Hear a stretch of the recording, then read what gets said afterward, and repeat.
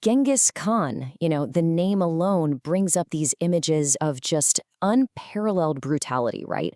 Mountains of skulls, entire cities burned to the ground.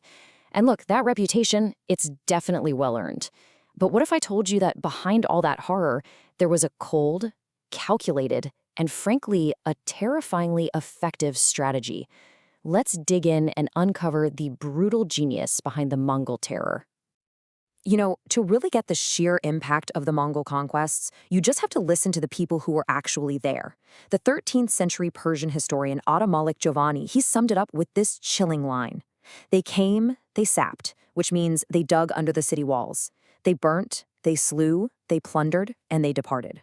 This wasn't just a battle, you see. It was the systematic dismantling of civilization itself. So how did they do it? Well, this was not random chaos. Not at all. The Mongols had a very specific set of tactics. You could almost call it a toolbox of terror.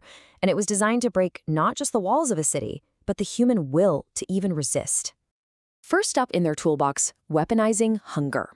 Mongol armies wouldn't just charge a city. No, they would surround it, seal it off completely, and just wait. They were masters of logistics, and they could calculate almost exactly how long a city's food and water would last. And as the weeks dragged into months, that city would be forced to eat itself from the inside out.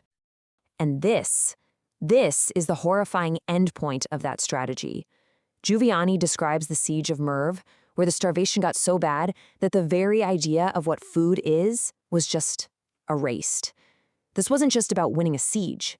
It was about showing the world that any resistance against the Mongols leads to a slow, helpless, and deeply humiliating end. Okay, so if starvation didn't work, the Mongols just reached for another tool in their box, the human shield. And this wasn't some desperate last-minute move. Oh no, this was standard operating procedure. They'd take captured civilians from a town they just conquered and force them right to the front lines of the next battle. And it was just brutally efficient. It served two purposes. First, the captives would soak up the first volley of arrows, saving Mongol soldiers and making the enemy waste their ammunition. Then, anyone who somehow survived that was forced into hard labor, digging trenches, filling moats, all while under fire, and then they were killed anyway. It was maximum military gain combined with maximum psychological shock. Even their execution methods were strategic. For captured nobles, like the Rus princes after one famous battle, they used this unique method. They'd lay the princes on the ground, build a wooden platform right on top of them, and then the Mongol commanders would have their victory feast on the platform as the men below were slowly crushed to death. So why? Well, in Mongol tradition, spilling noble blood was a big taboo.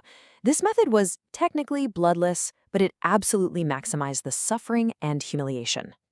So yeah, the Mongols were undeniably ruthless. The evidence is just overwhelming. But, and this is a big but, here's where the story takes a sharp turn. To really get what they were doing, we have to put it in the context of their time. Let's just ask the question directly. Was this level of brutality the exception, or was it pretty much the rule back in the 13th century? The answer, well, it might actually surprise you. The key difference here is the motivation behind the killing. For the Mongols, death was a tool of the state. It was impersonal, efficient, a policy to achieve a goal. But for a lot of their contemporaries, the cruelty wasn't a means to an end. The cruelty was the end. It was a gruesome public show designed to horrify and control their own people. And the history books are filled with examples. The so-called civilized Byzantine Emperor Basil blinded 15,000 prisoners of war. The celebrated Holy Roman Emperor Barbarossa literally used catapults to launch living children against the walls of a city. And when other armies beat the Mongols, they'd do things like drive nails into their heads or have them crushed by elephants for sport in the middle of town. The historian Jack Weatherford really nails it with this quote. The terror of the Mongols didn't come from them being sadistic. It came from their terrifying speed, their total disregard for the old rules of war, and the sheer unstoppable efficiency of their war machine. So if it wasn't about sadism, what was it about? It was about building an empire on a scale and at a speed the world had never, ever seen before. But that speed, which was fueled by their strategic terror, came at an almost unimaginable price.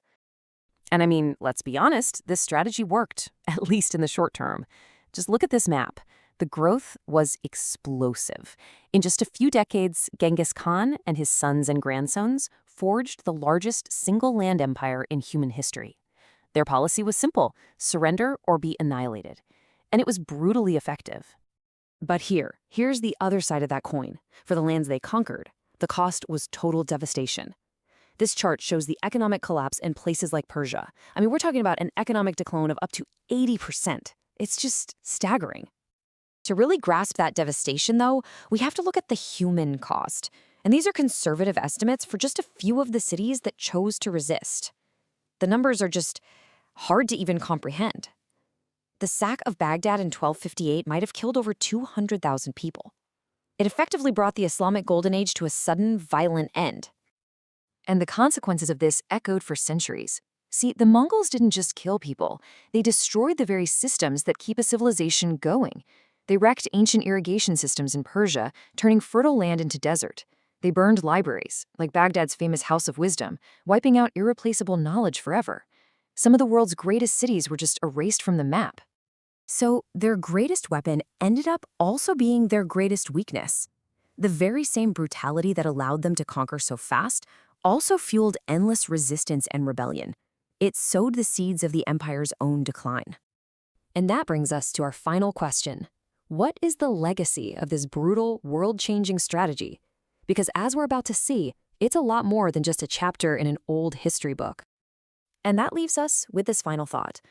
The Mongol playbook, this idea of ruling through fear, it didn't disappear in the 13th century. So where do we see its echoes today? It's a heavy question, but one worth thinking about.